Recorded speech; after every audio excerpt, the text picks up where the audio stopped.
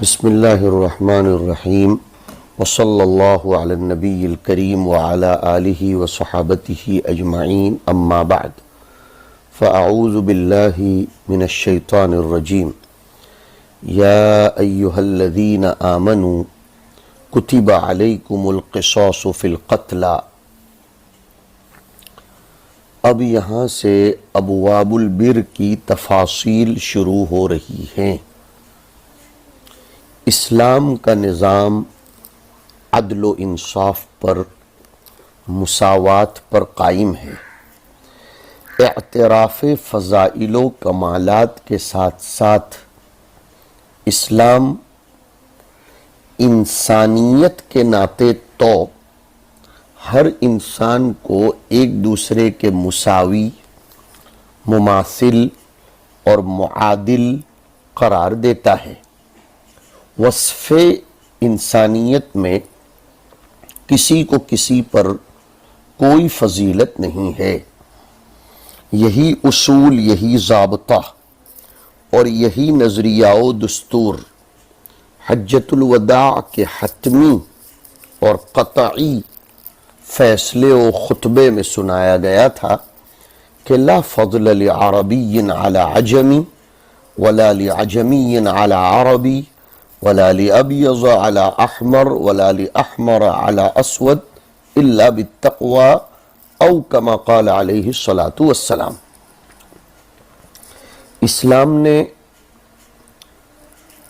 ہر انسان کو ذاتی طور پر دوسرے کا مساوی قرار دیا ہے، لیکن زمانے جاہلیت میں عجیب دستور تھا کہ مقتول کا خون جتنا قیمتی سمجھا جاتا تھا اس کا بدلہ اسی بھاؤ سے لیا جاتا تھا۔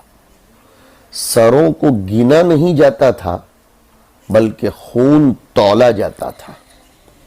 انسانوں کے فضائل و کمالات کا اعتبار کر کے اس کی قیمت کا اندازہ لگایا جاتا تھا۔ اسلام نے آ کر یہ بتایا کہ مرد ہو یا عورت ہو، مرد ہو یا عورت ہو، ہر ایک ایک دوسرے کے مساوی ہے۔ اس باب میں نیز شریف خاندان کا ہو یا وضیع اور خسیس خاندان کا ہو، یہ سب ایک دوسرے کے مساوی ہیں۔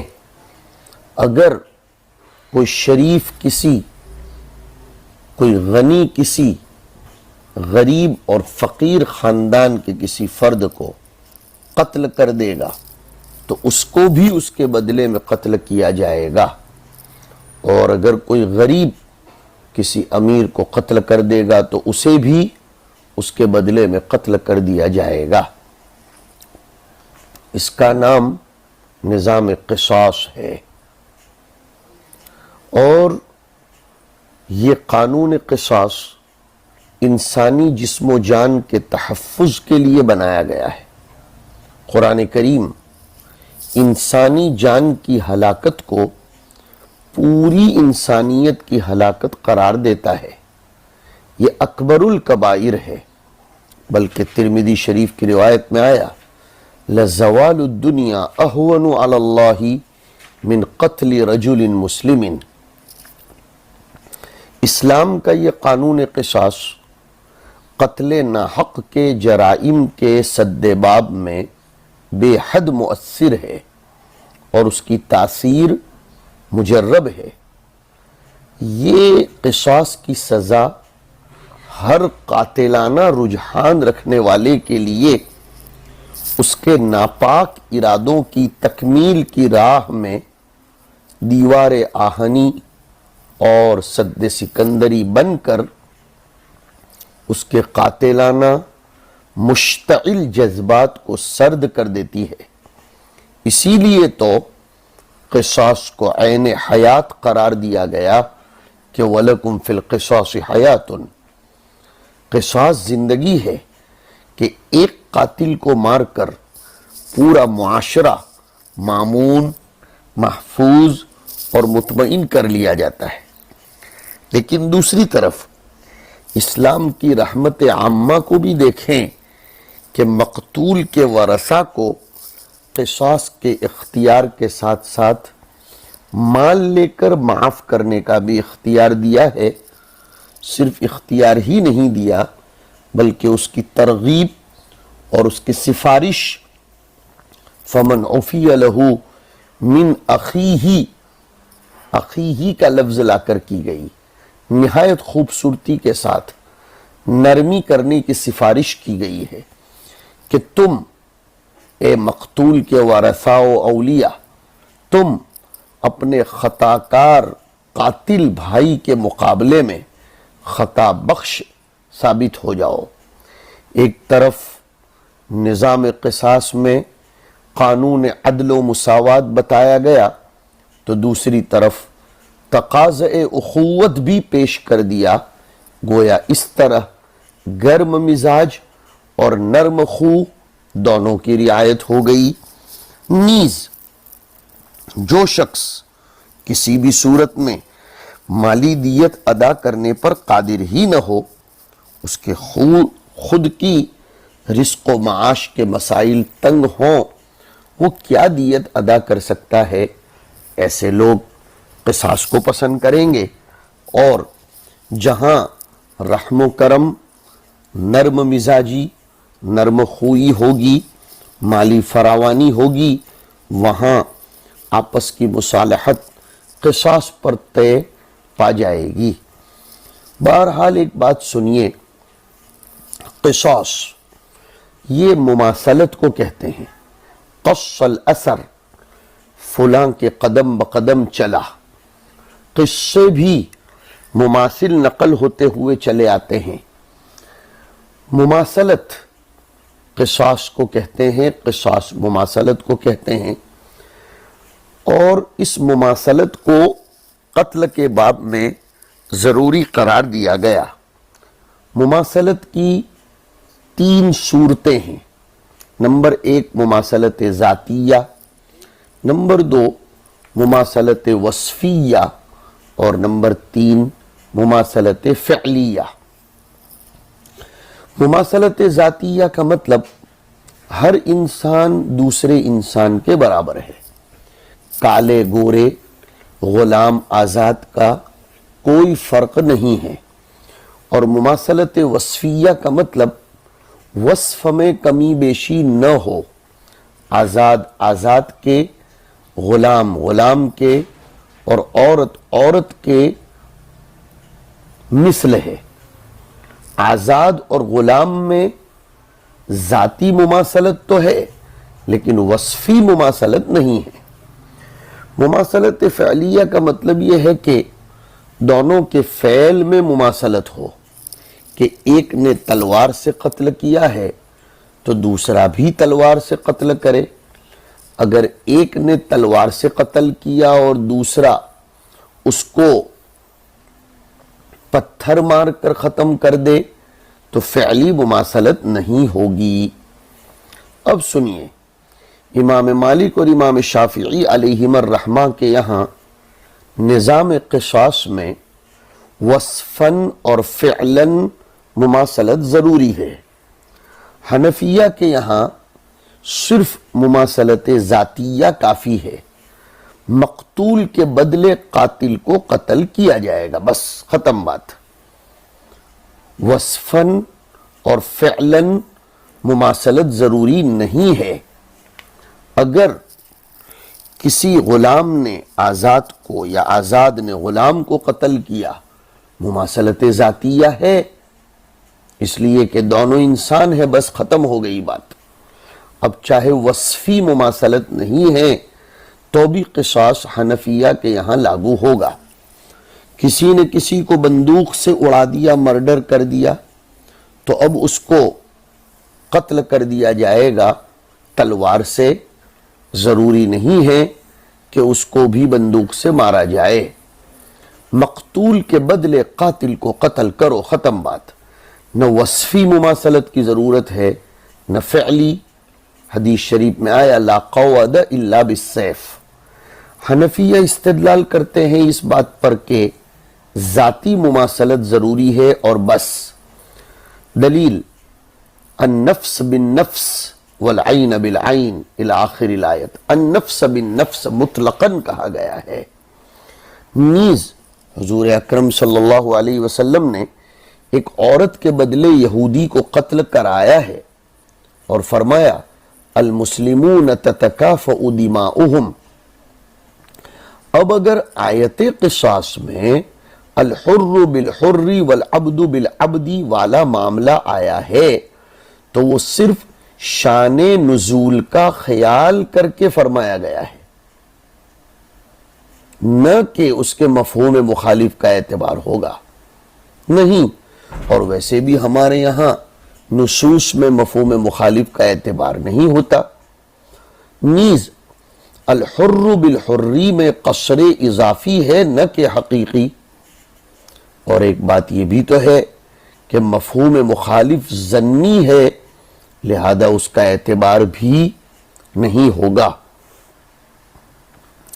ایک بات اور بھی سن لیجئے تاکہ بحث ہماری مکمل ہو جائے. اگر مقتول کے ورثاء و اولیاء دیت یعنی خون بہا لینے پر راضی ہو جائیں تو آپس میں مصالحت ہو جائے گی.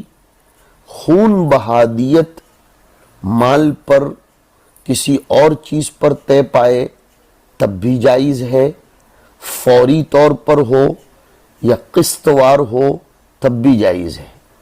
دیت یا مال صلح کی ادائیگی صرف قاتل کے ذمہ ہوگی، اس میں دوسروں کو شریک نہیں کیا جائے گا.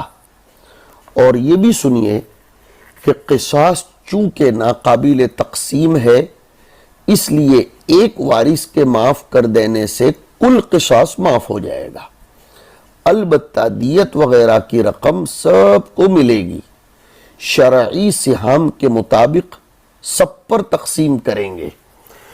بالفاظ دیگر حکماً یہ سمجھیں گے مقتول کو جو دیت ملی ہے وہ اب اس کے ورثاء پر اس انداز میں تقسیم کی جائے گی گویا کہ مقتول کا ترکہ ہے.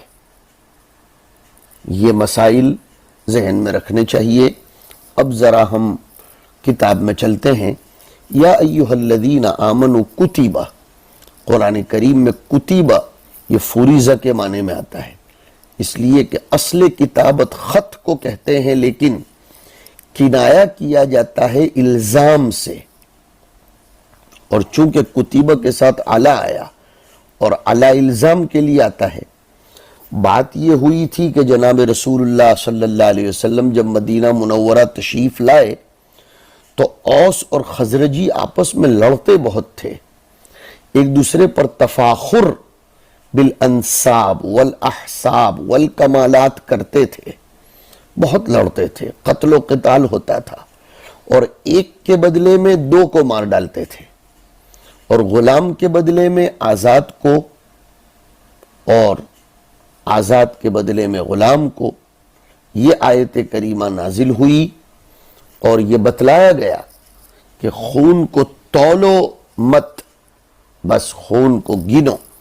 آج بھی تو یہ دور امریکہ اور یورپ میں چل رہا ہے کہ نہتے افراد انسان کو، نہتی قوموں کو، کروڑوں لاکھوں لوگوں کو بم برسا کر مار دیے جائیں، ان کی طرف سے کوئی آواز اٹھانے والا نہیں، اور ان کا صرف ایک انسان مار دیا جائے تو اس کے بدلے میں کروڑوں کو مار دیا جاتا ہے، قتل کر دیا جاتا ہے.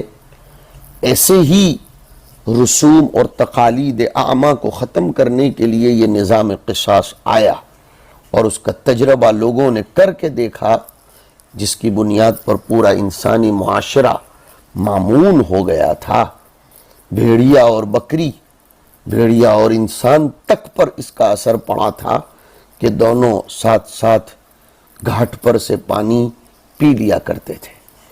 تو اے ایمان والو، تم پر قصاص کو فرض کر دیا گیا ہے. بعض مفسرین نے بڑی اچھی بات لکھی کہ قصاص کا حکم ہونے کے باوجود یا ایھا الذین آمنو کہا گیا، معتزلہ اور خوارج پر رد ہے کہ جو مرتکب کبائر کو خارج عن الایمان سمجھتے ہیں۔ یہ ایک مستقل بحث ہے۔ قصاص ماخوذ و مشتق ہے قص الاثر سے، گویا قتل میں ایک ایسے طریقے پر چلا ہے کہ اس طریقے کی نقل کی جائے گی، یعنی اس کو بھی قتل کیا جائے گا۔ قصے کو بھی قصہ کہتے ہیں اس لیے کہ قصہ حکایت کا نام ہے جو محکی کے مساوی ہوتا ہے۔ مماثلت کے معنی کو چونکہ یہ متضمن ہے اس لیے فی کا صلہ لایا گیا، اور بعضوں نے کہا کہ فی القتلہ میں فی سببیت کے لیے ہے، ای بھی سببی قتل القتلہ، اور قتلہ قتیل کی جمع ہے، جیسے مرضى مریض کی جمع ہے۔ تو اے ایمان والو، تمہارے اوپر قصاص فرض کیا گیا قتلہ کے سبب سے، یا جیسے میں نے کہا کہ یہ قصاص مماثلت کے معنی کو متضمن ہے اس لیے فی کا صلہ آیا ہے۔ تو قتلہ اور مقتولین کے باب میں قصاص فرض کیا گیا، قتل کے باب میں نہیں، قتلہ کے باب میں۔ قتل میں مماثلت نہیں بلکہ قتلہ کے باب میں، یہ ہے حنفیہ کی بات۔ وصفاً و فعلاً، ہمارے مصنف تو چونکہ شافعی نظریے کے حامل ہیں اس لیے یہ قید لگاتے ہیں کہ مماثلت وصفیہ اور مماثلت فعلیہ کی بھی رعایت ہوگی۔ میں نے سمجھا دیا ہے اس کو۔ اب اس کی تفصیل کر رہے ہیں کہ الحر بالحر، بالحر جار مجرور مل کر متعلق یقتل سے، آزاد کو آزاد کے بدلے میں قتل کیا جائے گا۔ مفہوم مخالف یہ نکلا کہ ولا یقتل الحر بالعبد، اس لیے کہ مماثلت وصفیہ نہیں ہے، آزاد کو غلام کے بدلے میں قتل نہیں کیا جائے گا، مفہوم مخالف کا اعتبار کرتے ہوئے۔ العبد بالعبدی میں مفہوم مخالف کا اعتبار نہیں کیا گیا ہے، اس لیے کہ مفہوم موافق یا قیاس کہہ لو یہ دلالت کرتا ہے کہ العبد بالحر میں قصاص واجب ہے، یعنی جب غلام کو غلام کے بدلے میں قتل کیا جائے گا تو بطریق قیاس بالاولویت یہ کہیں گے کہ آزاد کو تو غلام کے بدلے میں، یا غلام کو جب غلام کے بدلے میں قتل کیا جاتا ہے تو غلام کو آزاد کے بدلے میں تو بدرجہ اولا قتل کیا جائے گا۔ یعنی اگر کوئی یہ کہے کہ الحر بالحری میں مفہوم مخالف کا جب اعتبار کیا گیا ہے تو العبد بالعبدی میں بھی کر لو کہ غلام کو قتل کرے تو ہی قصاص لیا جائے گا، اگر غلام آزاد کو کرے تو نہیں۔ اس کا جواب دے رہے ہیں کہ قیاس کا تقاضا یہ ہے، قیاس کا تقاضا اور مفہوم موافق کا تقاضا یہ ہے کہ عبد کو حر کے بدلے میں بدرجہ اولا قتل کیا جائے گا، کہ جب عبد کو عبد کے بدلے میں قتل کیا جاتا ہے تو عبد کو حر کے بدلے میں بدرجہ اولا، اور قیاس مفہوم مخالف پر ان حضرات کے یہاں مقدم ہوتا ہے۔ اسی طرح الانثى بالانثى میں بھی بالاجماع مفہوم مخالف کا اعتبار نہیں ہے، اس طور پر کہ انثى کو ذکر کے بدلے میں بھی قتل کیا جائے گا۔ قاضی بیضاوی فرماتے ہیں کہ آیت کریمہ میں اس بات پر کوئی دلالت نہیں ہے کہ حر کو عبد کے بدلے میں قتل نہ کیا جائے، جیسے کہ اس کے برعکس پر دلالت نہیں ہے، اس لیے کہ قاضی بیضاوی فرماتے ہیں مفہوم کا اعتبار وہاں ہوتا ہے جہاں تخصیص کی کوئی غرض سوائے اختصاص حکم کے ظاہر نہ ہو، اور یہاں تو غرض ظاہر ہے، وہ یہ ہے کہ اس آیت کا نزول عرب کے قبیلوں میں سے محلوں میں سے، خاندانوں میں سے 2 خاندانوں کے بارے میں ہوا، ان میں سے ایک دوسرے پر طول بتلاتا تھا، لیکن جب اسلام کی دولت سے سرفراز ہوئے اور انہوں نے اسلام کی مساوات کو تسلیم کر لیا تو پھر معاملہ ختم ہو گیا اور ان کو بتلا دیا گیا. انہوں نے قسمیں کھائیں پھر کہ آزاد کو غلام کے بدلے میں بھی قتل کریں گے، ذکر کو انثیٰ کے بدلے میں بھی قتل کریں گے.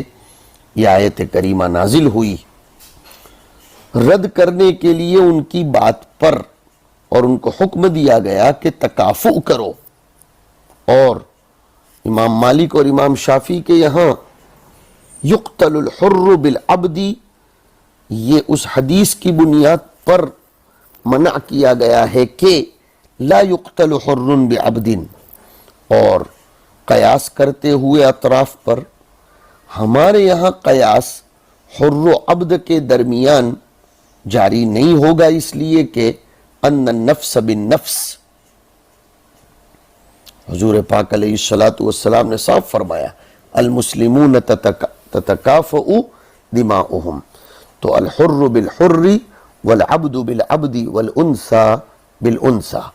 وبینت السنت ان الذکر یقتل بالانثى، صحیحین کی روایت کی طرف اشارہ ہے کہ حضور نے ایک یہودی مرد کو ایک عورت کے بدلے میں قتل کر دیا تھا. وبینت السنت انہ تعتبر المماثلۃ فی الدین، ہاں حدیث شریف میں یہ ضرور آیا کہ مماثلت فی الدین کی بھی رعایت ہوگی، مطلب لا یقتل مسلم ولو کان عبدا بکافر ولو کان حرا. ایک مسلمان چاہے غلام ہو، اس نے کسی آزاد کافر کو بھی قتل کیا ہو تو اس سے قصاص نہیں لیا جائے گا. ہمارے یہاں مطلق کافر مراد نہیں ہے، اگر ذمی کافر ہوگا تو اس کے بدلے میں مسلمان کو قتل کیا جائے گا. دماؤہم کدمائنا واموالہم کاموالنا. نیز وہ لوگ استدلال کرتے ہیں لا یقتل مؤمن بکافر، ہمارے یہاں تو مستقل روایت ہے کہ حضور نے ایک مسلمان کو ذمی کے بدلے میں قتل کر دیا. اور امام شافعی نے جو دلیل کی لا یقتل مؤمن بکافر، وہاں کافر سے مراد کافر حربی ہے. مسلمان کو مستأمن کے بدلے میں قتل نہیں کیا جائے گا، ہاں اس لیے کہ مستأمن غیر محقون الدم ہے. یہ مسائل بھی آپ کو یاد رکھنے چاہیے. بقیہ گفتگو انشاءاللہ آئندہ. وصلی اللہ وسلم علی النبی الکریم.